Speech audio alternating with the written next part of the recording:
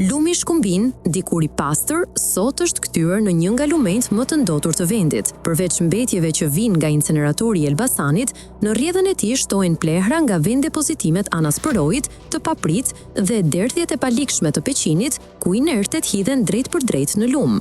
Sipas ekspertes së mjedisit Ornela Çuçi, të gjitha këto pika të pamenaxhuara e kanë shndërruar Shkumbinin në një hotspot ndotjeje, ndërsa bashkitë ende nuk e kanë të qartë se ku i çojnë mbetjet e tyre. Situata përsëritet në gjithë vendin. Përgjatë Devollit, pranë Gramshit, mbetjet e ngurta dhe inertet qëndrojnë në shtratin e lumit, duke pritur reshjet për t'u zhvendosur drejt liçenit të banjës.